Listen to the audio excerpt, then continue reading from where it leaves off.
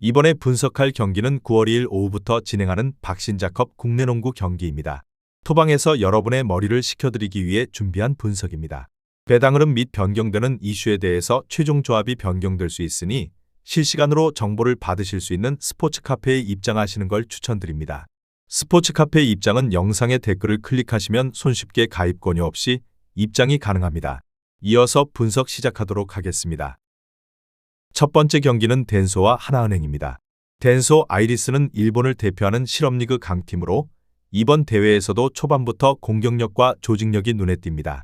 현재 기록상으로는 한 경기에서 평균 96득점, 51실점을 기록하며 양쪽에서 안정된 모습을 보였습니다. 비록 샘플 수가 적지만 경기 내용을 보면 빠른 트랜지션과 외곽 플러스 인사이드 밸런스가 잘 맞아 떨어졌습니다. 특히 수비 전환 속도가 빨라 상대 실책을 곧바로 득점으로 연결하는 능력이 강점입니다. 하나은행은 국내 WKBL에서 하위권을 맴도는 팀으로 이번 박신자컵에서도 고전하고 있습니다. 평균 득점은 54.8점, 평균 실점은 67.2점으로 공격력과 수비력 모두 부족합니다. 특히 공격에서 개인기보다는 세트 플레이에 의존하는 경향이 강해 수비 조직력이 좋은 덴소를 상대로는 효과적인 돌파구를 찾기 어려울 수 있습니다. 또한 최근 경기에서 후반 체력 저하가 드러나면서 점수차가 크게 벌어지는 모습도 자주 나옵니다. 결론을 말씀드리자면 양팀의 전력차는 객관적으로 뚜렷합니다. 덴소는 일본 무대에서 검증된 선수들이 다수 포진해 있어 기본기와 피지컬, 팀 전술 완성도 모두 우위에 있습니다. 하나은행이 이 경기를 이기려면 외곽 슛에서의 고감도 성공률과 리바운드에서 의외성을 만들어내야 하지만 현재까지의 흐름으로는 쉽지 않습니다. 따라서 이번 경기는 덴소 아이리스가 초반부터 주도권을 잡고 안정적으로 리드를 이어갈 가능성이 큽니다. 점수 차이는 두 자릿수 이상 벌어질 가능성이 높으며 후반에 가면서 더욱 격차가 벌어질 것으로 예상됩니다. 덴소의 승리와 오버를 추천드리는 경기입니다. 두 번째 경기는 BNK썸과 삼성생명입니다. BNK썸은 최근 경기력에서 기복이 있는 팀입니다. 평균 득점은 54점, 평균 실점은 55.6점으로 수비 안정성은 어느 정도 있지만 공격에서의 파괴력이 부족합니다.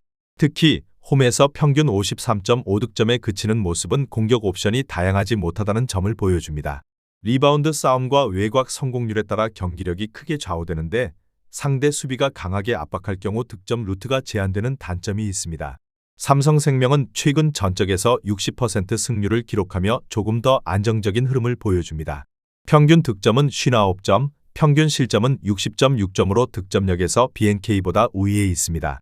특히 홈에서는 평균 62.3점을 올리며 공격 효율이 좋아지고 세트 플레이 완성도가 높아 꾸준히 득점을 쌓을 수 있는 팀입니다.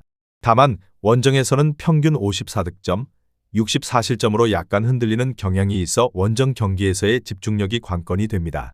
결론을 말씀드리자면 양팀의 최근 맞대결 기록을 보면 팽팽한 흐름을 보여주지만 전체적인 팀 밸런스와 평균 득점에서 삼성생명이 우세합니다.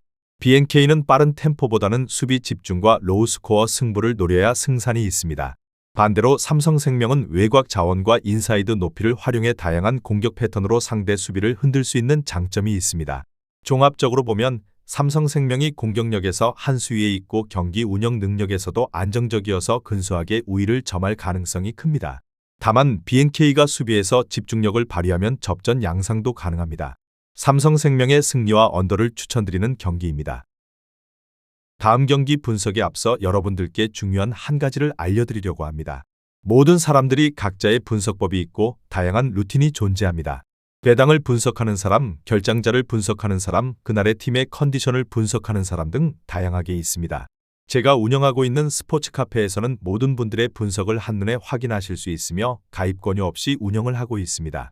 아무런 요구를 하지 않기 때문에 누구나 입장 가능하며 분석 자료를 확인하실 수 있습니다. 프로토는 혼자서 하는 것보다는 여러 명의 분석 자료와 조합픽을 확인하며 하는 것이 적중에 있어서 더욱 유리합니다. 여러분들도 혼자 하지 마시고 제가 운영하고 있는 스포츠 카페의 입장에서 정보를 확인하시는 걸 추천드립니다.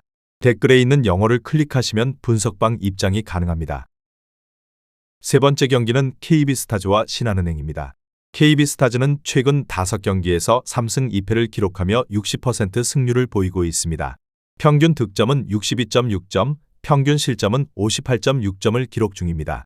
특히 원정 경기에서 평균 64.5점을 올리며 공격력이 한층 좋아지는 경향이 있습니다.